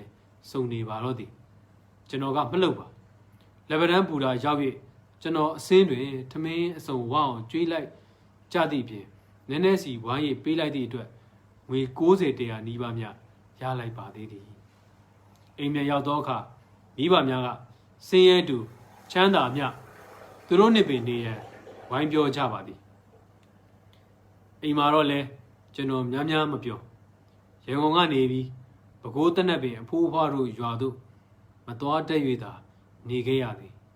တွားကိုစိတ်ကူးပါသေးသည်ဂျပန်တွေလည်းဝင်လာကြပြီ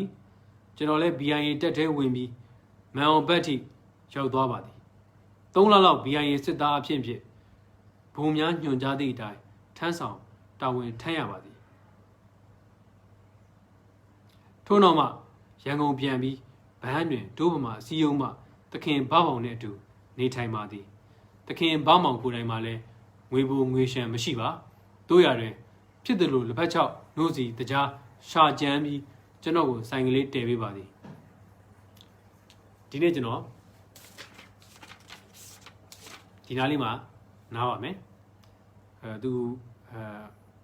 မောင်ထွန်းနဲ့ဘိုးဘွားမောင်နဲ့အတူနေပြီးတော့လက်ဖေးဆိုင်လေးဖွင့်တယ်ပေါ့နော်နောက်ထပ်သူ့ရဲ့အချိုးကွေတွေသူ့ရဲ့အခက်ခဲတွေဘာတွေဖြစ်မလဲဆိုတာကိုကျွန်တော်ပါမယ်ကျွန်တော်တို့တက်ဘူးသူတာအများကြီးကြပါတယ်ဒီနေ့တော့ကျွန်တော်ဒီလောက်နဲ့ရလိုက်ပါမယ်ဗုဒ္ဓဆိုတော့ကြာသာပတေးကျွန်တော်ထပ်တွေ့ပါမယ်တရက်ချပါနော်မနေ့ပြန်ဗုဒ္ဓဆိုတော့တပတ်ကကြာသာပတေးကျွန်တော်ထပ်တွေ့ပါမယ်အားလုံးပဲခုလိုနားထောင်ပေးတဲ့အတွက်ကျေးဇူးအများကြီးတင်ပါတယ်တရက်ချကျွန်တော်ဖတ်ပြပါမယ်ခင်ဗျဒီစာအုပ်ကိုလေအခုကျွန်တော်မောင်ထွန်းနေကသူ့မေစီရောက်သွားပြီခုတခင်ဒိုးမှာအစည်းအရုံးကတခင်ပမောင်နဲ့အတူနေထိုင်နေပြီတခင်ပမောင်နဲ့အတူနေထိုင်ပြီးတော့လက်ဖေးဆိုင်ကလေးတည်ပေးထားတယ်ဆိုတော့နောက်ပိုင်းဘာတွေဆက်ဖြစ်မလဲဆိုတာကိုကျွန်တော်ကြာသာပတေးနေ့ကျရင်ထပ်ဖတ်ပြပါမယ်အားလုံးပဲစိတ်ဝင်စားရင်လာရောက်နားထောင်လို့ရပါတယ်အချိန်မပေးနိုင်ရင်လည်း live မှာမဟုတ်ဘဲနဲ့နောက်ကျမှအေးအေးအချိန်ယူနားထောင်လို့ရပါတယ်အားလုံးကျေးဇူးအများကြီးတင်ပါတယ်အခုလိုအချိန်ပေးပြီးနားထောင်ပေးတဲ့အတွက်အားလုံးညောတော့မယ်ဟုတ်ကဲ့ကျေးဇူးအများကြီးတင်ပါတယ်ခင်ဗျာမင်္ဂလာညချမ်းပါခင်ဗျာအားလုံးပဲအခုလိုအချိန်ပေးပြီးနားထောင်ပေးတဲ့အတွက်ကျေးဇူးအများကြီးတင်ပါတယ်စာအုပ်ဆွေးနွေးမဲ့အစီအစဉ်လေးကိုလည်းကျွန်တော်အမြန်ဆုံးအကောင့်ထဲပြန်ပေါ်ပါမယ်အားလုံးစိတ်ဝင်စားမဲ့လူပညာသမားရဲ့စာရေးဆရာကြီးတယောက်နဲ့လည်းကျွန်တော်စီစဉ်ပြီးစူးစမ်းကြည့်ပါမယ်အားလုံးအကြိုက်လဲကြိုပြောပါပါကိုနိုင်ပါခင်ဗျာအားလုံးပဲမင်္ဂလာညချမ်းပါအားလုံးလည်းရမ်းချစ်ပါတယ်အားလုံးမင်္ဂလာညချမ်းပါခင်ဗျာကျေးဇူးများတင်ပါတယ်